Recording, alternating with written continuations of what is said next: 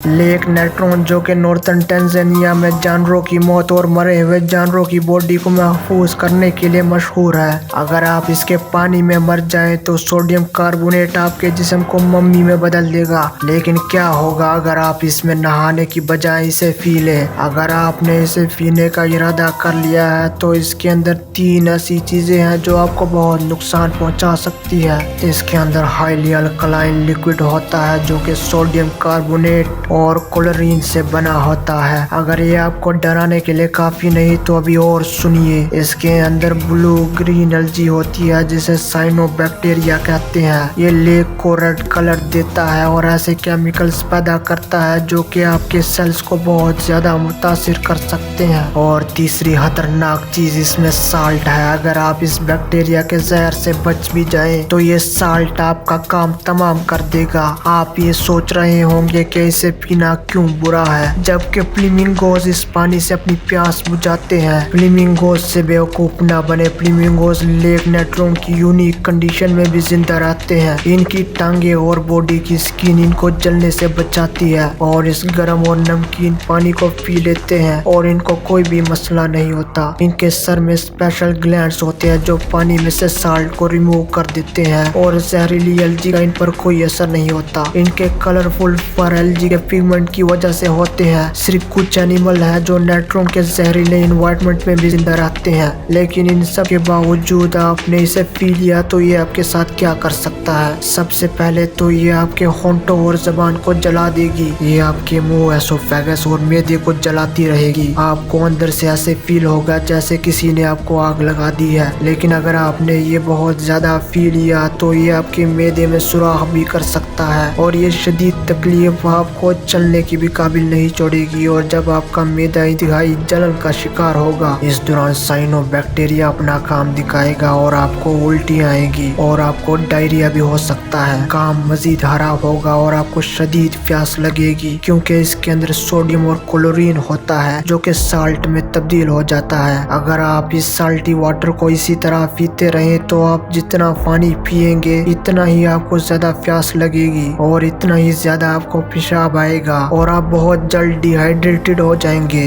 और डिहाइड्रेटेड होने का मतलब है कि बहुत जल्द आपको मौत आ जाएगी। लेकिन थोड़ा नेट्रोन पानी पीने के बाद अगर आप फ्रेश पानी पीना शुरू कर दे तो आप बच सकते हैं। लेकिन आपका लीवर हमेशा के लिए डैमेज हो जाएगा और अगर इस गर्म पानी ने आपके मैदे के अंदर सुराख कर दिया तो आपको बहुत जल्द अस्पताल जाना होगा, वरना आपको बहुत बड़ा इन्फेक्शन हो सकता है। एलजी आपके मसल्स को बहुत कमजोर कर देगा और कुछ दिन के लिए आपके गले में जख्म रहेगा। तो इसलिए लेक नेट्रोन को फ्लेमिंगोज के हवाले कर दे।